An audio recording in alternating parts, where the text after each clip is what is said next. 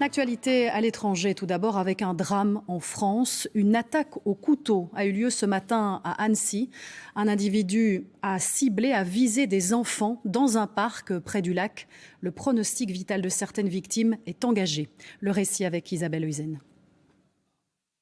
L'attaque a eu lieu ce matin dans ce parc près du lac d'Annecy. De jeunes enfants y jouaient quand un homme les a attaqués avec un couteau. 4 d'entre eux sont blessés et pour 2, le pronostic vital est engagé. Ils ont moins de 3 ans. L'homme prend ensuite la fuite mais s'attaque encore à un homme âgé qui était sur un banc. Lui aussi est en urgence absolue. L'assaillant est ensuite maîtrisé par la police. Il s'agit d'un Syrien âgé de 32 ans qui a le statut de réfugié. Est-ce une attaque terroriste?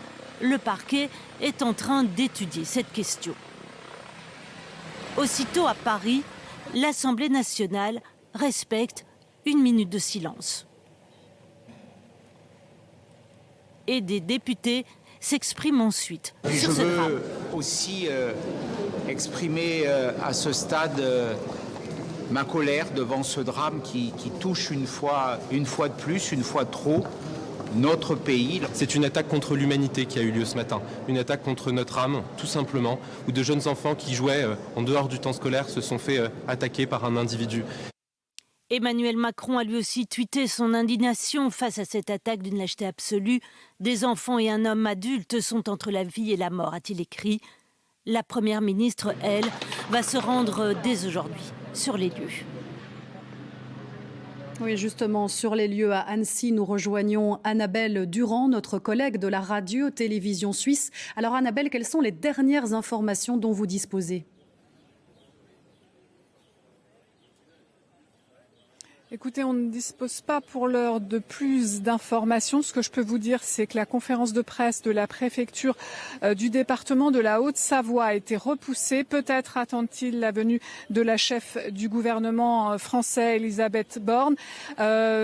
Sur l'état peut-être de santé des victimes, des petites victimes, hein, vous l'avez dit, ces enfants sont très jeunes. 3 enfants sont toujours considérés en état d'urgence absolue.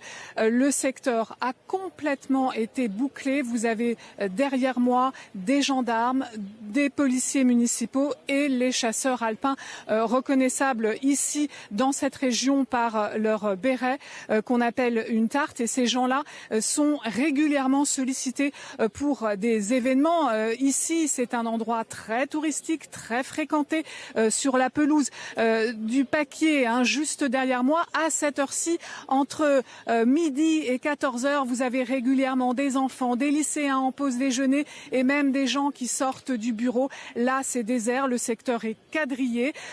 Nous avons rencontré des gens très inquiets aujourd'hui qui craignent peut-être de revivre des moments terribles comme a pu voir la France en 2015, des attaques, plusieurs attaques terroristes. Visiblement, ce ne serait pas le cas. Ce serait, selon les premiers éléments recueillis, un acte isolé de la part de ce requérant d'asile, mais il y a une fébrilité, il y a une inquiétude. Les lycéens sont rentrés chez eux, des cellules de crise ont été mises en place dans les établissements scolaires et juste derrière nous, du côté de la préfecture.